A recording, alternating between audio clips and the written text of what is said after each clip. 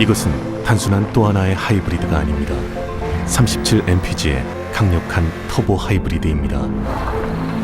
우수한 주행거리와 파워로 당신의 다음 이야기를 발견할 수 있게 해줍니다. 그곳이 어디든지.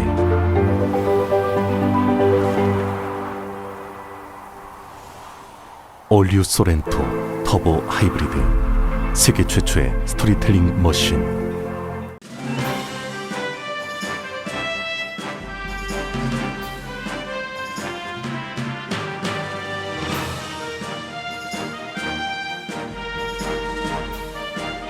새로운 절반을 시작하는 7월, 라디오 서울이 함께합니다. 강혜신의 오늘의 미국.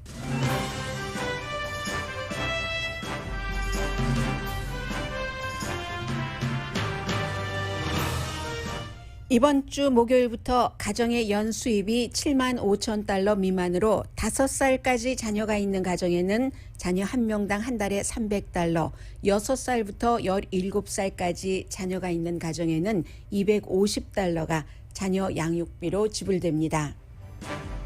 1년간 지급되는 이번 자녀 양육비는 경기부양책에 포함된 지출로 최근 세금 보고를 한 사람은 자동 지급되고 나머지 사람들은 신청을 해야 합니다. 바이든 대통령과 민주당은 논쟁적인 이 정책을 장기화하길 원하고 그렇게 될 경우 소셜 시큐리티처럼 중요해질 수 있습니다.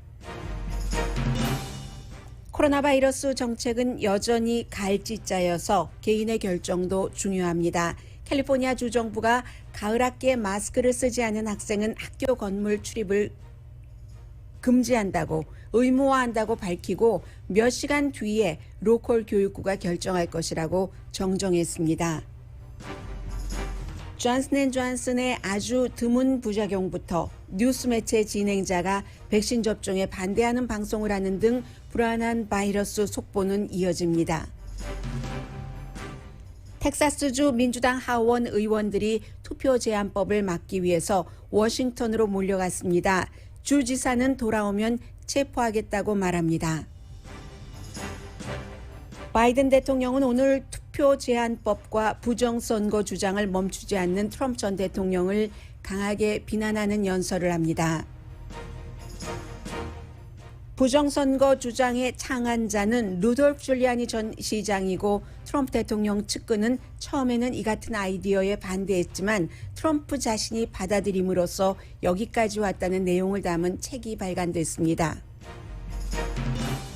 6월의 소비자 물가는 5월에 비해서 0.9% 오름으로써 현재 인플레이션은 지난 13년 사이 최고입니다. 한 피자 가게 주인이 종업원에게 감사하기 위해서 하루 매상 전부를 종업원들에게 선사하자 손님들도 호응했습니다.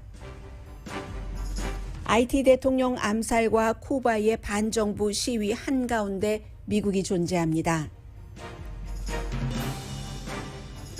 여러분 안녕하십니까? 오늘의 미국 강혜신입니다. 지금 한국과 미국에서 똑같이 국민에게 돈을 지원하는 것으로 여당과 야당이 가열차게 싸우고 있습니다. 한국에서는 이제 재난지원금이고 미국에서는 경기부양책에 포함이 된 자녀 양육비입니다. 자녀 양육비의 경우는 17살까지만 해당이 되기 때문에 아유 우리 아이들은 다 컸는데 왜 이런 것을 지금 하나? 내지는 아니 나는 세금만 내고 저렇게 돈을 퍼주면 나에게 굉장히 나쁜 것 아니야? 이렇게 생각하실 분들도 상당히 많고요.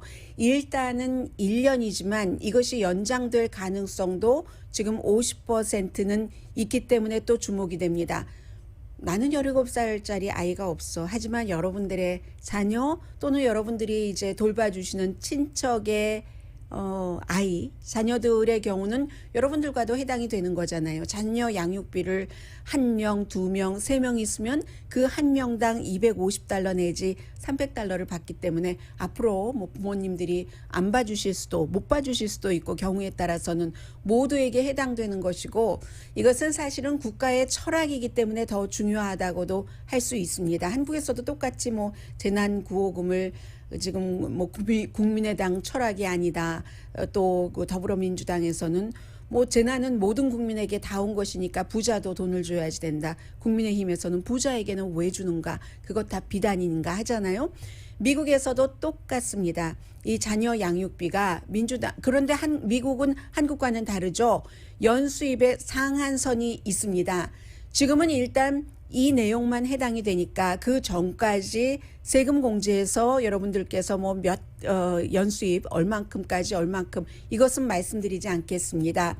새로 시작이 되는 내일 모레부터 체크가 발송되거나 아니면 빠르면 여러분들께서 목요일인 내일 모레부터 직접 그 세금 리턴을 받으셨던 그 어카운트로 돈이 입금이 됩니다. 가정의 연수입이 7만 5천 달러까지 뭐 이상 이하 미만이 굉장히 혼돈되잖아요. 7만 5천 달러까지 그러면은 부부가 벌면은 15만 달러가 되죠. 그에 비해서 싱글 부모의 경우는 11만 2천 달러 연소득이 거기까지 이제 지원을 받게 되는데 1살, 2살, 3, 4, 5살까지는 한 달에 300달러 그리고 6살부터 17살까지 미성년자 자녀를 두신 분은 그 자녀 한 명당 250달러를 받게 됩니다.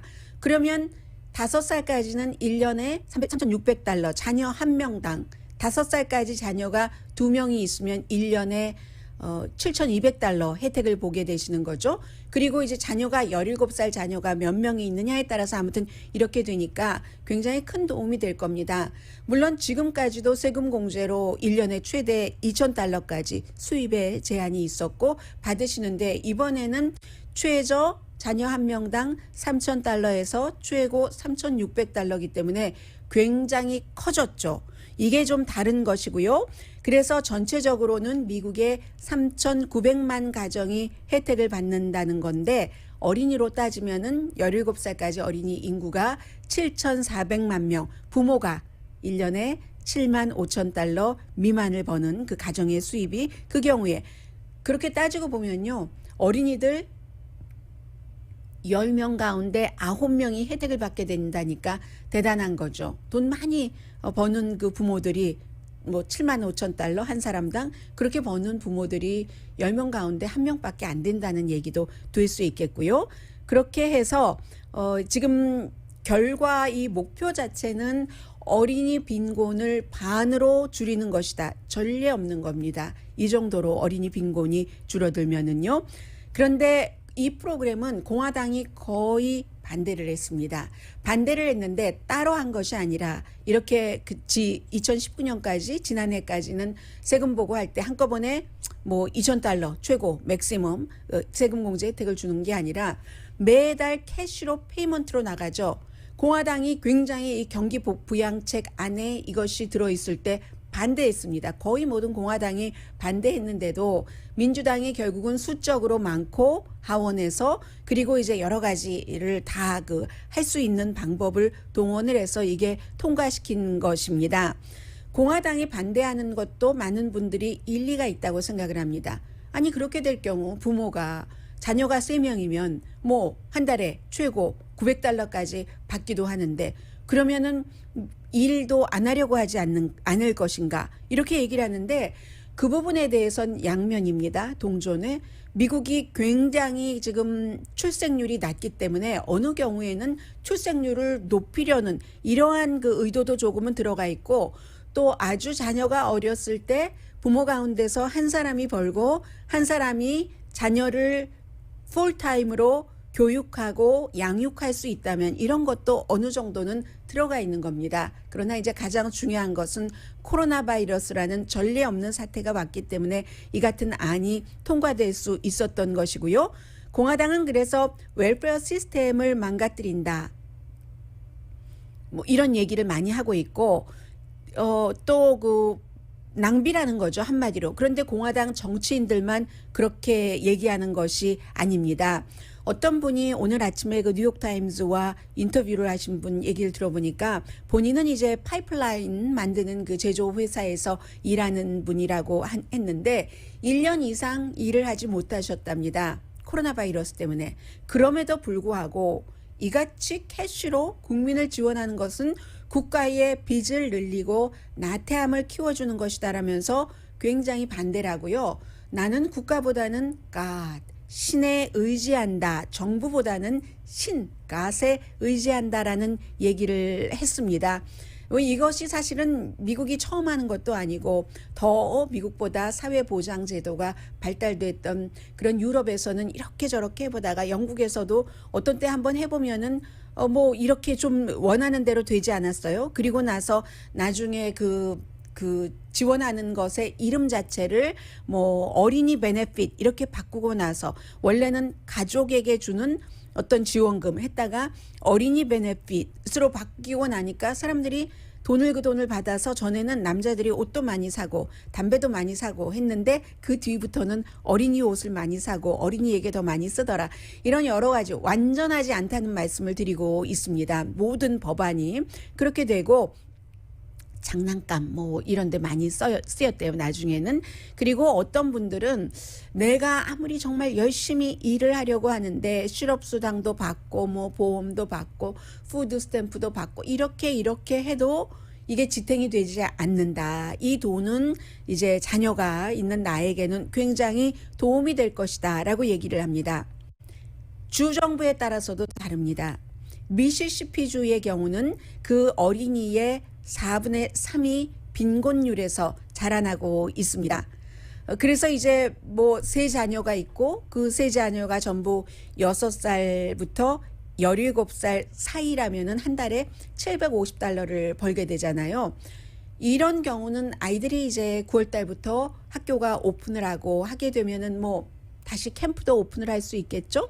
스쿨에 들어가는 돈이 있을 텐데 꼭 아이에게만 써라 라고도 지정하지 않습니다. 렌트비를 내는데 도움이 될 수도 있어요. 그 가정의 평화와 안정이 그 어린이에게 모든 게 도움이 된다고 생각하고 있기 때문에. 그리고 미국에서도 안 그런 것 같지만 이 미시시피의 예를 들어서 말씀을 드리자면은 만약에 학교에서 견학을 간다던가 공립학교인 경우도 있고 공립학교 아닌 경우도 있죠. 사립학교도 모든 아이들에게 다 돈을 받는 게 아니라 어떤 퍼센테이지가 있어서 돈을 부모가 내지 못하는 경우는 학비를 무료로 해주는 경우도 있잖아요. 그런 경우에 사립학교니까 어디 돈 드는데 가는데 필드 트립 같은 것도 가는데 부모가 돈이 없어서 못 보내면 아이들끼리 놀린대요. 네 엄마 돈 못 벌지? 네 아빠 돈 못 벌지? 이런 게 있다는 거예요. 그러면 어린 아이들은 심리학자들이 얘기를 하는데 내 잘못인가 보다. 부모가 돈 없는 게 왜 내 잘못이에요? 그렇게 한쪽의 그림자로 자라게 된다는 거죠. 이런 것들도 이제 많이 줄일 수 있다 하는 게 이제 민주당의 얘기입니다.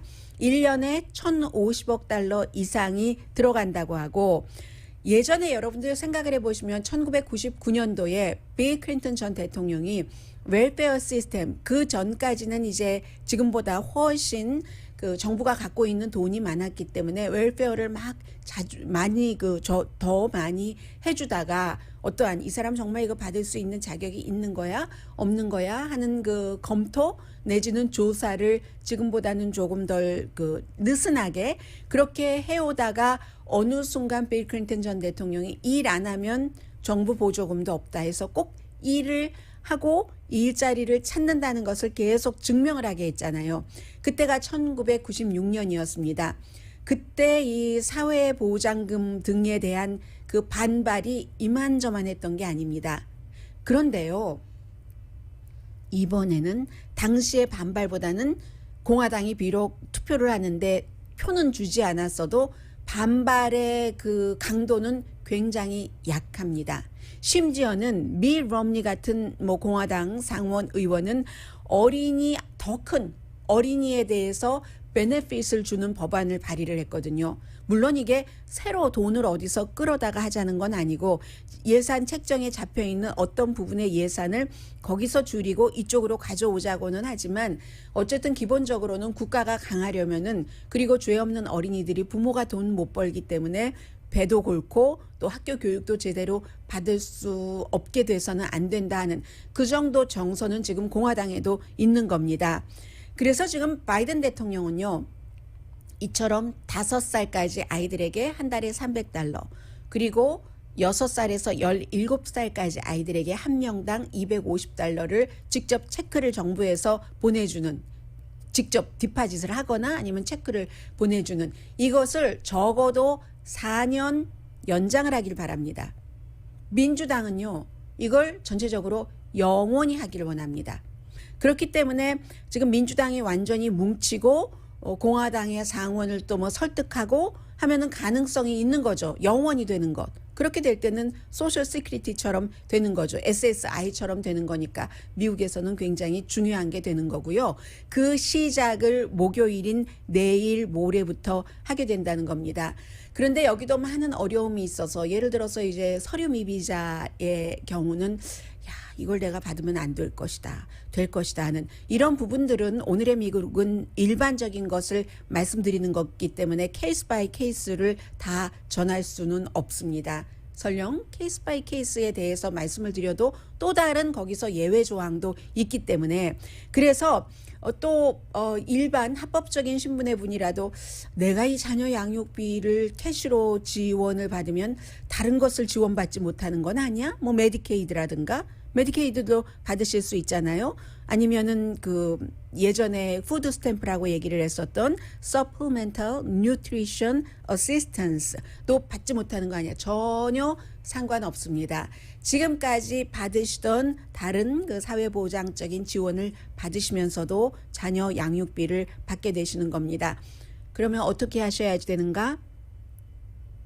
2019년, 2020년 세금 보고를 하셨고 지난번에 경기부양책 3차까지 있었던 것 받으셨다면 그 루트 그대로 여러분들은 받게 되시니까 세금 보고하실 때 다 하셨잖아요. 부양가족 이런 것들. 그래서 아무것도 하실 일이 없습니다.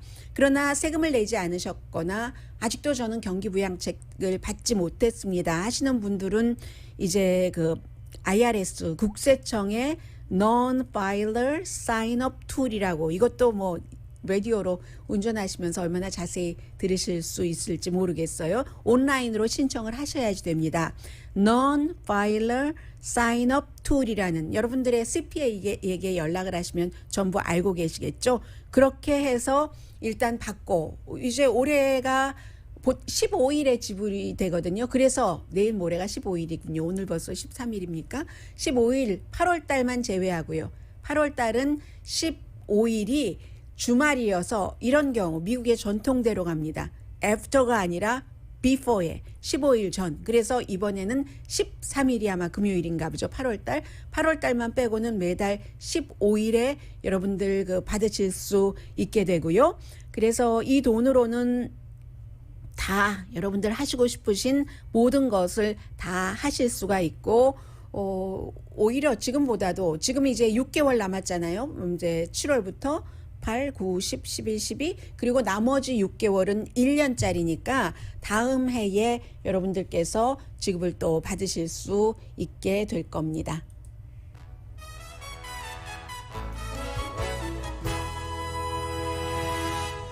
코로나 바이러스라는 재난과 또 행정부가 민주당으로 바뀌었기 때문에 일어나는 일이고, 그리고 일시적 1년이라면은 한 국가에 있어서 장기는 아니잖아요. 단기라고 볼 수 있는데 이 같은 단기가 민주당 행정부이기 때문에 민주당의 어떠한 그 기본적인 이념이요.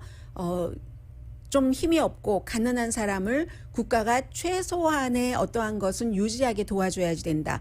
그런 개념을 갖고 있는 민주당이기 때문에 연장될 가능성이 있는 거죠. 그에 비해서 공화당은 아니 무책임하게 돈도 없는데 돈을 그렇게 하면 안 되지. 부모가 어떤 형태로든 일을 열심히 해서 벌어서 자녀를 키워야지 하는 그 같은 이제 경제에 대해서 굉장히 개인의 책임을 강조하는 철학이 있는 것이고요.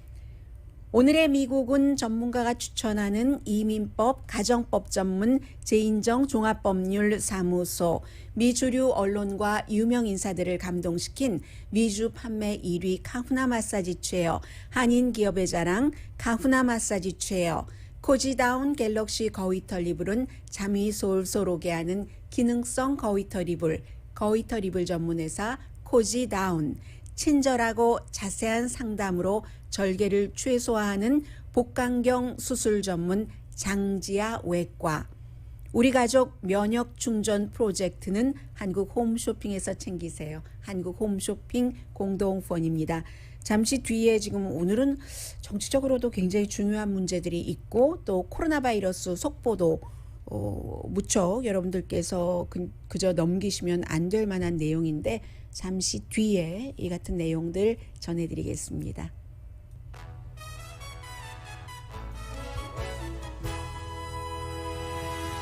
라디오 서울 방송 오늘의 미국 듣고 계십니다. 프랑스는 이제 앞으로 식당에 갈 때도 뭐 길거리 카페 유명하잖아요. 쇼핑센터, 병원에 갈 때도 장거리 열차를 타려면 모두 뭐 백신 접종 받았다는 그런 그 카드를, 패스포트를 보여야지 된답니다. 8월부터 그렇게 한다고 하거든요. 정말 프랑스는 그러는데 미국은 지금 연방정부 차원에서도 약간 그런 부분이 없지 않아 있고 캘리포니아주는 아직은 9월달이 아니니까 학기 개학을 하지는 않았지만 처음에 어제 오후 3시 30분에 주정부에서 발표를 했습니다. 마스크를 쓰지 않는 그 학생들은 학교 교실뿐만이 아니라 학교 건물에도 들어올 수 없다. 금지한다. 이건 의무다. 교실에서 마스크 쓰는 것. 그렇게 발표를 했거든요. 그리고 나서 몇 시간이 지나서 한 7시 30 몇 분쯤에 다시 발표를 했습니다. 이게 그렇게 하라는 권고이긴 하지만 의무는 아니고 로컬 교육부의 결정을 맡기겠다. 처음에 이제 의무야라고 얘기할 때도 예외는 뒀죠.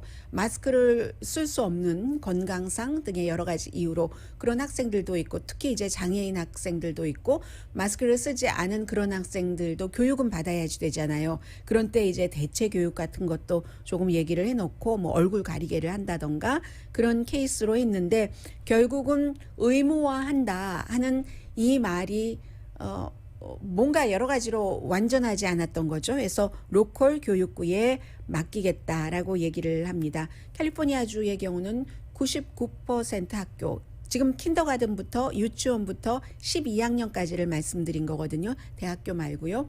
해서 이 연령대 이 학교에 다니는 이런 학생들 99%가 가을에는 대면 수업을 합니다. 학교에서는 특히 이제 그 유치원부터 12학년 학생 사이는 나이도 그렇고 하니까 백신을 다 맞지 못하고 또 학교도 뭐 너무너무 뭐 부자 뭐 사립학교 몇 명만 한 교실에 두고 하는 그런 학교라면 모르지만 대체적으로 몇십 명이기 때문에 거리를 두기가 사회적 거리 두기 6피트 뭐 그 이상 거리 두기 하기가 거의 불가능하잖아요. 그렇기 때문에 이제 이 마스크의 의무화를 얘기를 했다가 그것도 모든 학교 다 모든 학생에게 딱 그 일괄적으로 적용될 수 없기 때문에 그 같은 결정을 이제 번복했습니다. 전체적으로는 미국에서 지난 2주일 사이에 병원 입원율이 코로나 바이러스로 인한 입원율이 11%가 늘어났지만 전체적으로 그런 거죠. 이게 캘리포니아주만 하더라도 25% 늘어났고요. 많이 늘어난 주는 알래스카 93%, 네바다 뭐 아무래도 관광객도 많고 또 몰려다니고 또 그 지역 자체가 관광객들이 관광을 왔을 때는 인식이 조금 풀어져 있을 그 가능성 그런 것들 때문에 그런지 78% 입원율이 높아졌습니다. 그 밖에 이제 네브라스카, 알래스카, 미시시피, 플로리다, 뭐 사우스다코타, 미주리, 유타, 루이지아나, 알라바마 이런 형태로 거의 공화당주이면서도 백신 접종을 잘 안 받는 주라는 것을 느끼실 수가 있죠. 뭐 네바다 조금 빼고요. 그리고는 그 다음이 하와이인데 하와이도 네바다와 마찬가지로 사람들이 많이 외지 사람들이 많이 가는 곳이니까 그런 것 같습니다. 지난 2주일 사이에 이제 병원 입원율이 26%가 늘어났고요. 그 다음이 이제 캘리포니아 25%, 제일 낮은 곳, 사우스캐롤라이나는 그래도 입원율이 낮네요. 6% 정도 되는 것으로 전체적으로 그리하여 11%, 로드아일랜드는 1%만 증가했을 뿐입니다. 그리고 병원 입원율 많은 5개 주 가운데 12개 주가 백신 접종이 낮은 그런 주입니다. 그리고 나머지 3개 주는 어떤 이유가 있겠죠. 그 전에 이미 너무 많았다든가 등등. 분명한 것은 백신 접종을 받으면 심하게 아프다던가 아니면 병원에 입원하고 사망에 이르기까지는 막을 수 있다는 거죠. 그래서 사망한 사람들 99%가 백신 접종을 받지 않는 사람이다. 최근에 이게 이제 질병통제국의 발표고요. 그런데도 불구하고 뉴스맥스 같은 데서 어제도 그 랍 스미스라는 그 쇼 호스트가 얘기하기를 백신 뭐라고 말했냐면 백신은 자연에 반하는 거다.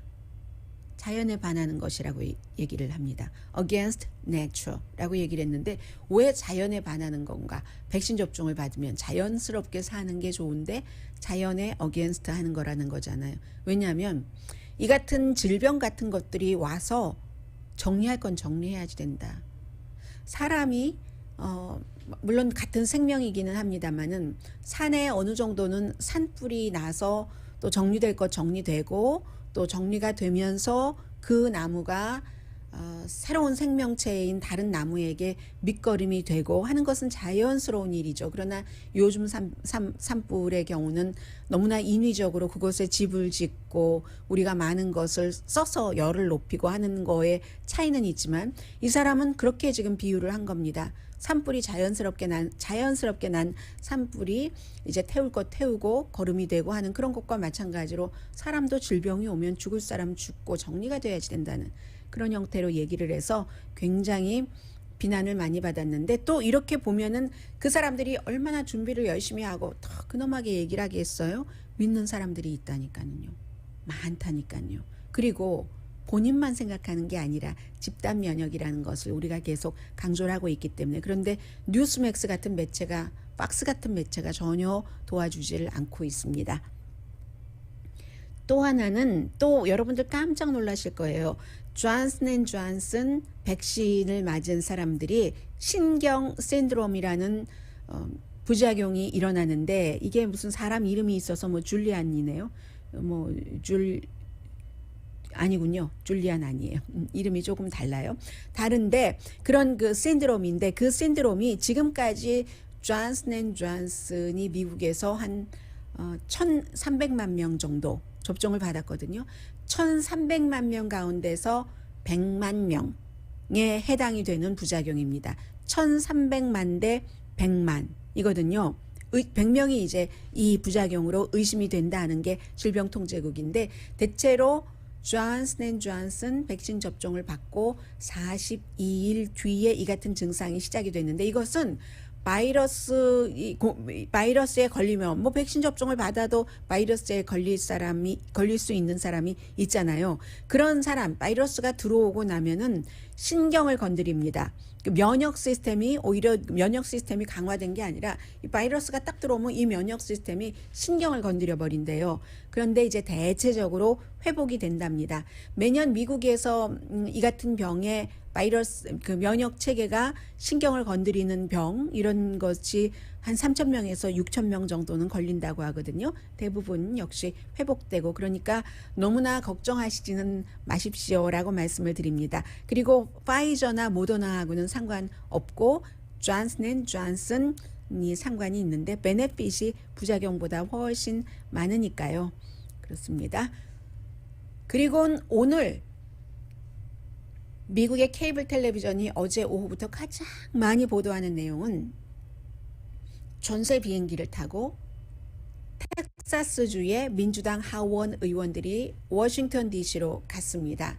이게 왜 갔냐면 이제 지난 5월 달에도 한번 텍사스주가 투표 제한법을 통과시키려고 했을 때 민주당 의원들이 도와주질 않았습니다. 지금까지 17개 주에서 선거 전후로 해서 대선이요.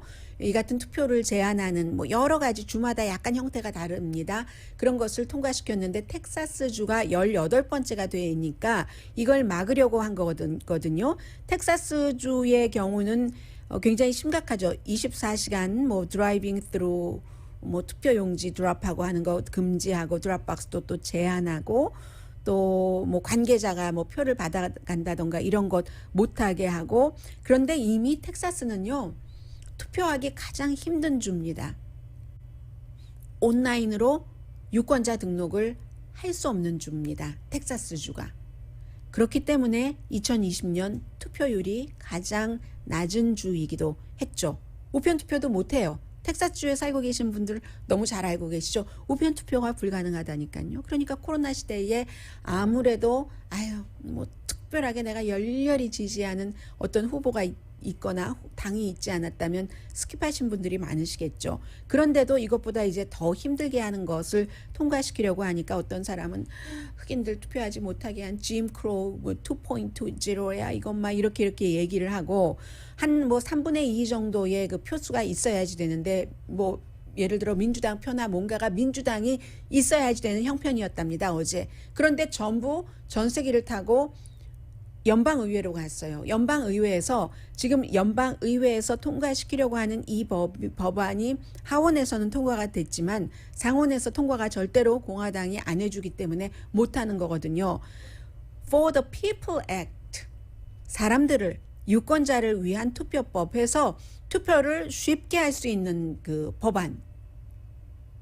공화당의 각 주에서 투표를 어렵게 하고 있는 이 법안에 반대되는 이것을 통과시키라고 하면서 그럼으로써 이제 그 연방법이 주에도 좀 영향을 미쳐서 텍사스 주도 투표를 하기 좀 쉽게 하려고 하는 이런 거. 그런데 그보다는 의사당을 어제 비우고 싶었던 거죠. 그래서 이것이 이루어지지 않도록 지난 그 4월 달이었던 5월 달에도 한번 민주당 그 정치인들이 의사당 밖을 나갔잖아요. 투표 안 하고. 그래서 못했는데 다 나가버리면 투표를 한쪽만 가지고는 할 수가 없잖아요. 꼭 숫자가 아니더라도 한쪽만 가지고는 안 하니까 투표를 거부한 거죠.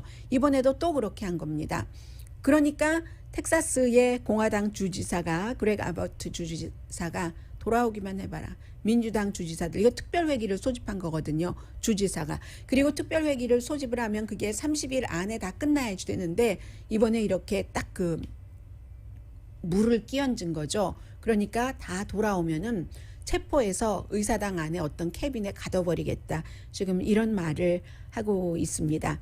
그리고 바이든 대통령이 오늘 그 필라델피아에 가서 투표권은 너무나 중요한 것이다. 이것을 주장하면서 투표를 제한하는 것은 독재다. 반미국적이다. 하는 연설을 하는 겁니다. 그리고 이제 여기에 이 트럼프 그 전 대통령의 뭐 부정선거였다 하는 가짜 주장에 대해서 반대하는 연설을 하겠죠. 그런데 대통령이 이 같은 연설을 한다고 뭐가 달라지진 않죠. 당장은. 그럼 왜 하느냐. 이것은 전체적인 흐름, 여론을 조금 조성하기 위한 것이기도 하고 민주당 대통령으로서 민주당 정치인들을 만족시키기 위한 것이기도 합니다. 진보 정치인들에게 아무것도 안 하고 내가 손 놓고 있었다라는 이런 느낌을 주고 싶지 않은 것이고요. 그리고 사람들이 뭐 대통령이 어디 가서 연설하면 일단 뉴스가 되죠.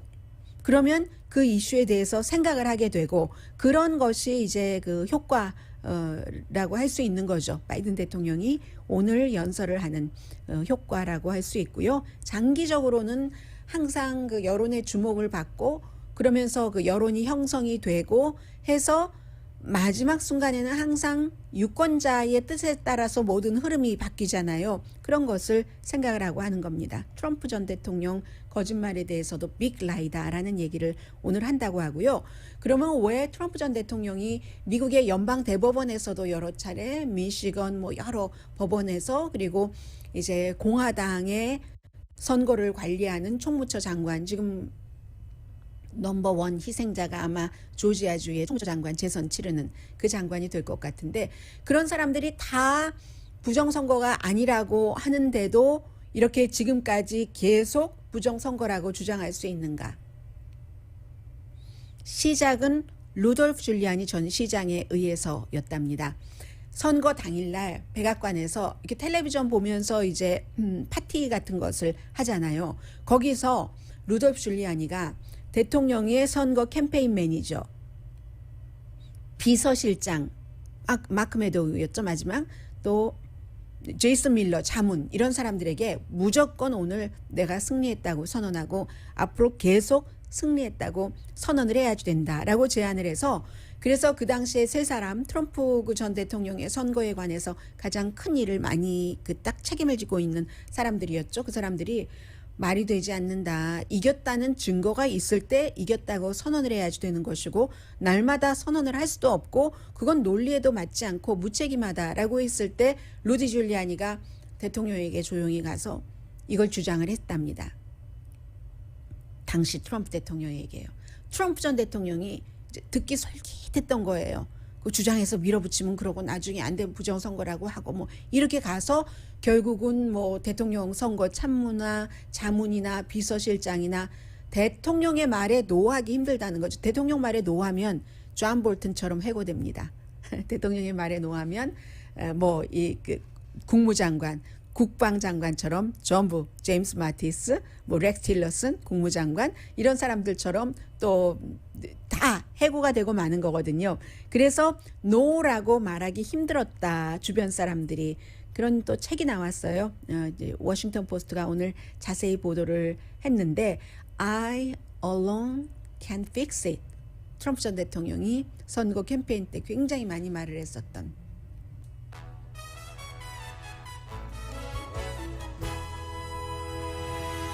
라디오 서울 방송 오늘의 미국 듣고 계십니다.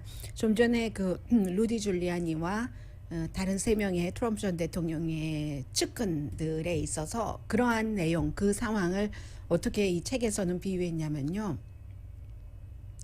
그 좋은 부모가 되기 힘들다. 엉클이 내 자녀에게 뭐 영화 보여주고 맛있는 거 사주고 좋은 자동차 태워주고 이렇게 하면은 아이를 스포일 시킨다. 뭐 그런 그 표현도 있었습니다. 소비자 상품값이 6월 달에 0.9%가 올라서 한 달 전보다요. 그래서 5월 달에는 0.7% 올랐었죠. 1년 전과 비교하면 5.4%가 올랐습니다.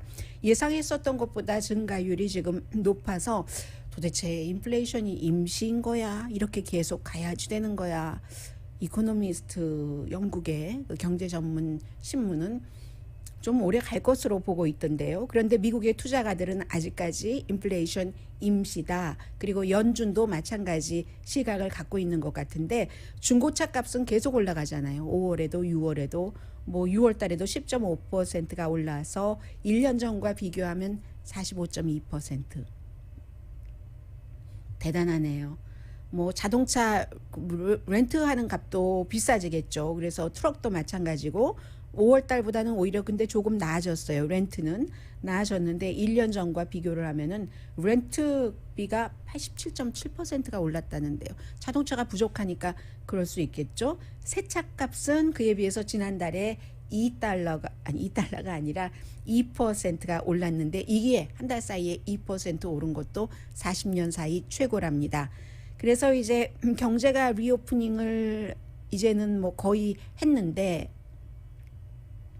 호텔값 증가 7.9%, 여성의 드레스 전체적인 옷 말고요. 드레스는 5%. 이것은 전체적인 옷이 1%가 올랐는데 5%가 오른 것은 직장에 복귀한다. 뭐 이런 뜻이잖아요. 그리고 뭐 소고기도 6.4%, 항공기 뭐 티켓도 지금 한 7% 정도는 올라서 인플레이션이 13년 만에 최고라고 하고요.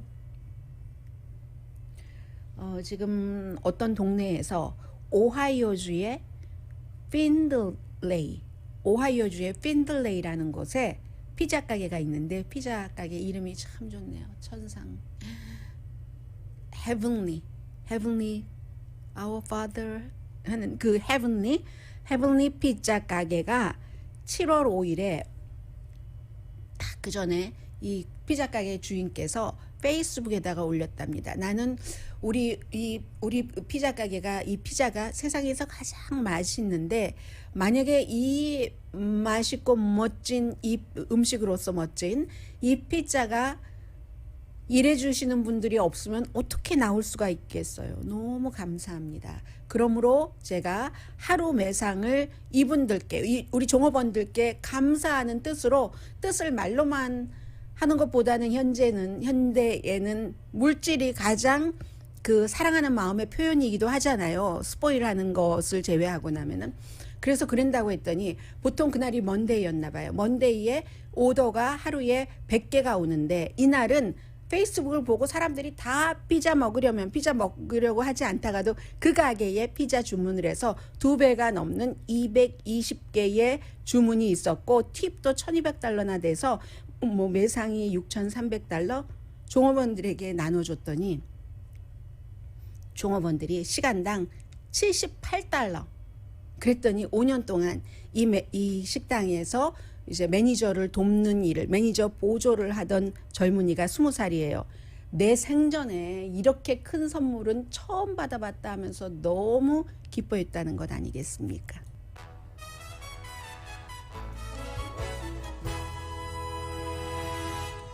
라디오 서울 방송 오늘의 미국 듣고 계십니다. 지금 미국 그 정부가 갑자기 캐리반과 또 라틴 아메리카에 포커스를 둘 수밖에 없어졌는데 그 IT와 쿠바 때문입니다. 쿠바에서의 시위는 정말 대단하더군요. 주말에 시작이 돼서 이 바이든 대통령도 그런 얘기를 했습니다. 이 정도 규모의 시위는 내가 아마 거의 처음 보는 것 같다 하면서 쿠바 사람들의 기본권을 지지한다고 얘기를 했죠. 공산주의 이제 가라. 더 이상 힘들어서 못 살겠다. 먹을 것도 없고 약도 없고 이거 뭐야. 전기도 안 들어오고 물도 안 들어오고 이거 뭐야. 가야 다 바꿔야지 돼. 그냥 완전히 바꿔야지 돼. 이런 그 기본권을 지지를 한다는 얘기고 비디오에서 굉장히 많이 공유가 되고 있습니다. 그러니까 이제 쿠바에 지금 정권을 잡고 있는 측에서는 쿠반 아메리칸 마피아가 부추겨서 하는 시위다 이렇게 주장을 하고 또 미국 정부도 비난을 했습니다. 쿠바가 오늘날 이렇게 된 것은 다 미국이 수십 년 동안 경제 봉쇄를 했기 때문에 어떻게 뭐 날아다니는 슈퍼맨도 할 수가 없었던 처지다 하고 미국을 지금 비난을 했고요. 경제 제재뿐만이 아니라 무역도 쿠바와 하지 못하도록 봉쇄를 했기 때문에 이제 미국을 지금 비난을 하고 있는 거고요. 그런데 이제 쿠바가 어선해지면 이게 또 베네수엘라까지 가거든요. 지난번에 마두로 대통령 기억나시죠? 미국에서 트럼프 전 대통령이 뭐 후안 누구라고 그 이름 불려주는 젊은 정치인을 내세우려고 하다가 그냥 슬그머니 흐지부지 되고 말았는데 마두로 정권에도 영향을 미치게 되는 겁니다. 도미노니까요. 그리고 이제 IT에 대해서는 IT 대통령 암살에 결국은 미국에서 법집행기구의 정보원으로 일을 했었던 사람들이 이제 2사람이 개입이 됐다는 겁니다. 뭐 예를 들어서 마약 단속국에 친한 친구가 있었던 사람, 그리고 또 다른 용의자는 연방수사국 그 정보원, 그 요원은 아니고 마약 수사국의 그 또 요원은 아니고 이제 연관이 있는 그런 사람들이었다는 것이거든요. 그래서 지금 28명 암살에 관련된 사람들 대부분은 이제 콜롬비아 사람들이지만 플로리다주에 있는 그 IT계의 닥터가 중요한 역할을 했고요. 그랬는데 여기도 이미 미국 정부의 뭐 국토안보부라든가 연방수사국이 가서 수사를 하고 또 그 미국 그 IT계의 미국 사람이 연관이 돼 있기 때문에 미국 대통령으로서는 지금 이 문제도 또 신경을 써야지 되고 IT의 정권이 공백 상태나 마찬가지이기 때문에요. 오늘의 미국은 전문가가 추천하는 이민법, 가정법 전문 제인정 종합법률사무소, 미주류 언론과 유명 인사들을 감동시킨 미주 판매 1위 카후나 마사지 체어, 한인 기업의 자랑 카후나 마사지 체어, 코지다운 갤럭시 거위털 이불은 잠이 솔솔 오게 하는 기능성 거위털 이불, 거위털 이불 전문회사 코지다운, 친절하고 자세한 상담으로 절개를 최소화하는 복강경 수술 전문 장지아 외과, 우리 가족 면역 충전 프로젝트는 한국 홈쇼핑에서 챙기세요. 한국 홈쇼핑 공동펀입니다. 10시에 좋은 아침, 좋은 하루 방송됩니다.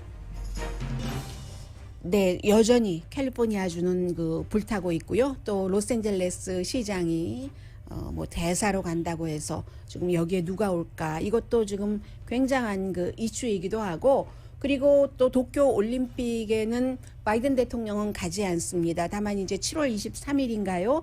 그 개막식에 퍼스트 레이디 질 바이든 여사가 대신 참석을 한다고 하니까 지금 도쿄 올림픽도 뭐 예를 들어 질 바이든 여사가 가면 얼마나 또 경호 같은 것이 까다로워지겠어요. 어느 나라에서든지 지금 공통적으로 바이러스 신경을 쓰고 있는 시점이기도 합니다. 강혜신이었습니다.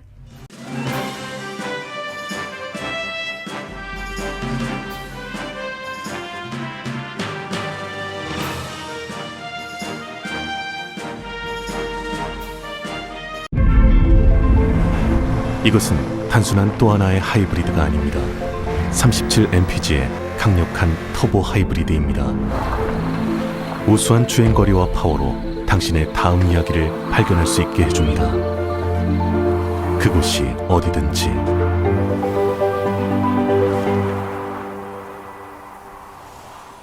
올류 소렌토 터보 하이브리드, 세계 최초의 스토리텔링 머신.